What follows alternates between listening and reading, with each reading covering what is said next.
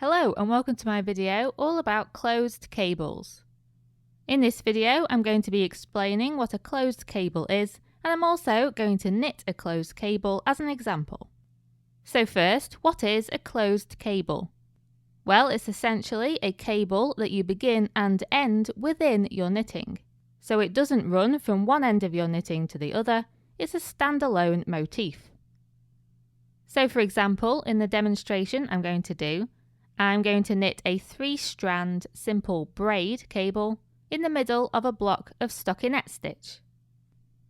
The most important thing to note about closed cables is that you need to add increases before you start the cable and decreases afterwards. And this is in order to compensate for the tighter stitch gauge that the cable has, compared to the stitch around it.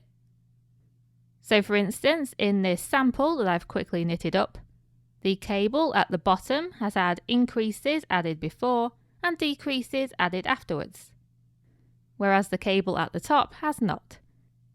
Even though it isn't very obvious because this particular cable isn't very wide, you can still see that the sides of the knitting, either side of the top cable, have pulled in a bit.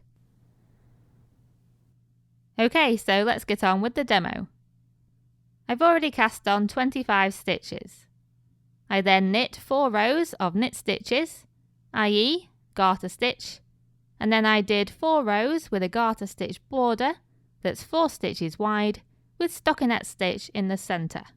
So at the beginning and end of every single row, I'll be doing 4 knit stitches in order to stop the edges from curling. The cable is going to be a basic 3-strand cable, and I'm going to be doing 2 increases beforehand and 2 decreases afterwards, in order to compensate for the tighter stitch gauge. The number of increases and decreases you have to do depends on the size of the closed cable, and particularly how many twists are in that closed cable, because really it's those twists that make the cable tighter. So if I was knitting a basic 6-stitch 2-strand cable instead, I would probably only do 1 increase. But if I was knitting a much larger, more complex closed cable that was maybe 20 stitches wide, I might be doing upwards of 8 increases. So it completely depends on the complexity and the size. But you only need to worry about this if you're designing your own closed cable patterns. Otherwise, you'll be following a pattern and that will tell you exactly how many increases and decreases to do. You'll usually find that the increases are added on the right side row before you start the cable pattern. And in my case, that's this row, row number 5. To begin row 5, I knit 4 stitches. These 4 knit stitches represent the garter stitch border. I then knit 3 stitches, which represents the stockinette stitch background. I then bring the yarn to the front to do 2 purl stitches. This creates the narrow column of reverse stockinette that will be either side of the cable. The reason this is a very good idea is because the background is stockinette as well as the cable, and if you didn't have the reverse stockinette separating the two, they would merge together. The next 9 stitches will be the 9 stitches of the cable.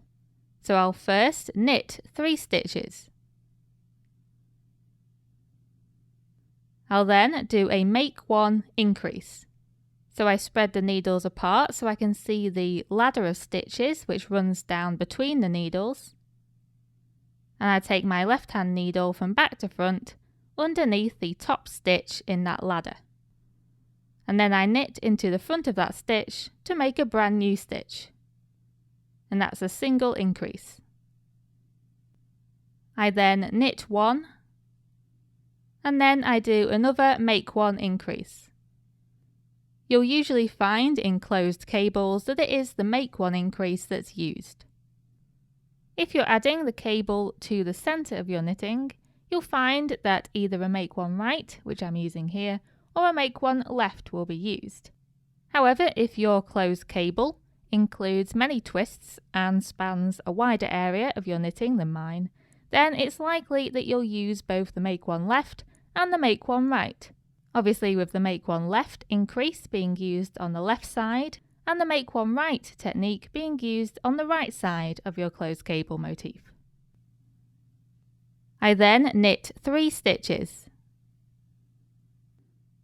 Then it's 2 purl stitches for the reverse stockinette column, then 3 knit stitches for the stockinette background,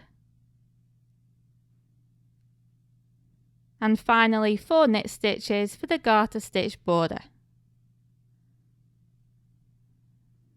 So what we've done on this row, which is the right side row before we begin the cable, is add 2 new stitches to take the total stitch count to 27.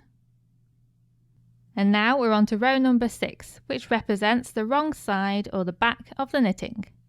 This row pattern will be the same for every wrong side row in the cable, so I'm only going to walk through it once.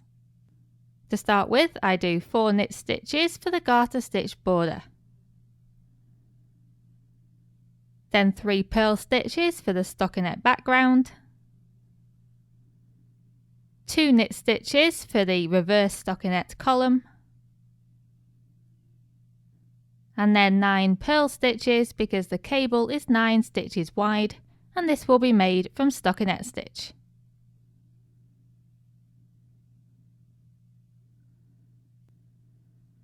Then it's 2 knit stitches for the reverse stockinette, 3 purl stitches for the stockinette, and 4 knit stitches for the garter stitch border.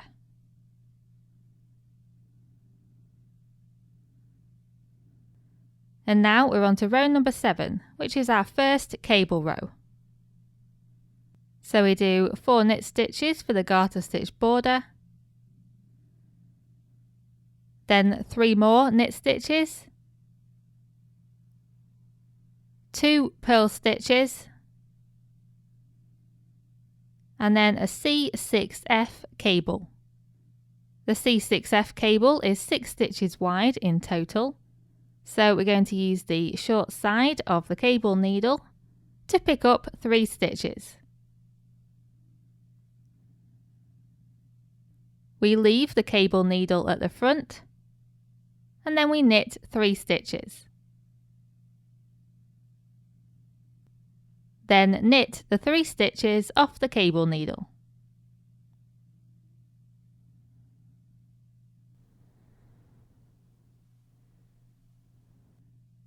We follow this with 3 knit stitches, 2 purl stitches, and 7 knit stitches.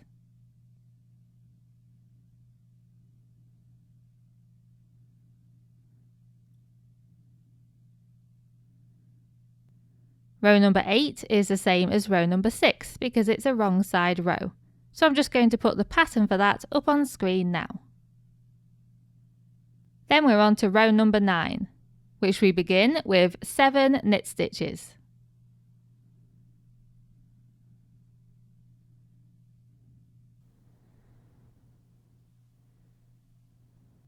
Then we do 2 purl stitches, 9 knit stitches,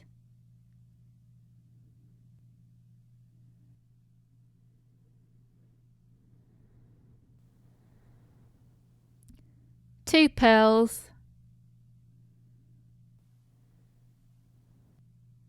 and then 7 knit stitches.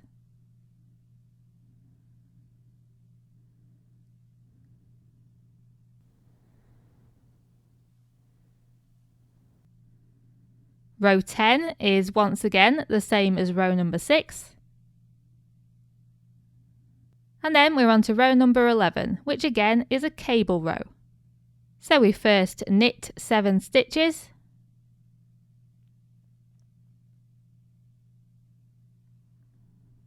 then purl 2,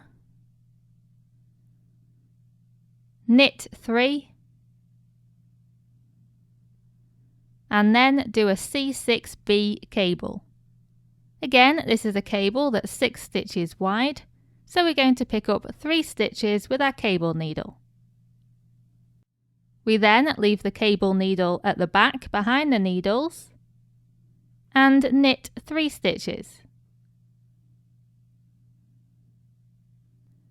We then knit the 3 stitches off the cable needle.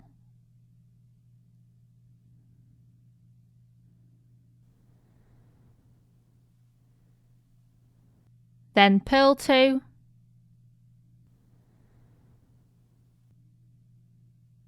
and knit 7.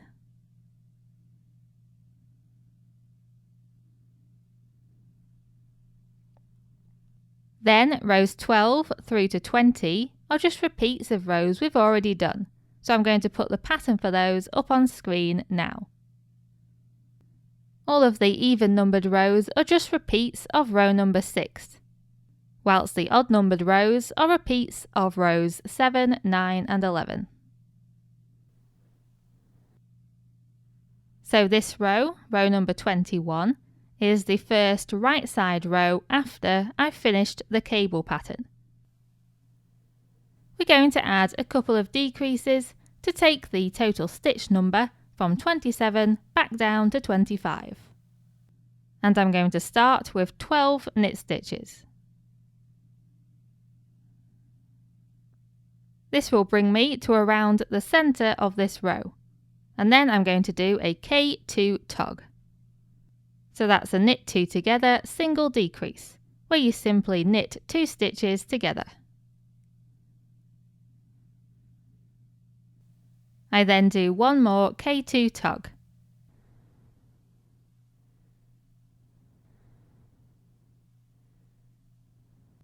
And then I knit to the end of the row. And that's all there is to it. We've now reversed the increases that we did before the cable. Then I simply carry on with the stockinette stitch with the garter stitch border. And the pattern for carrying on in this fashion is as follows.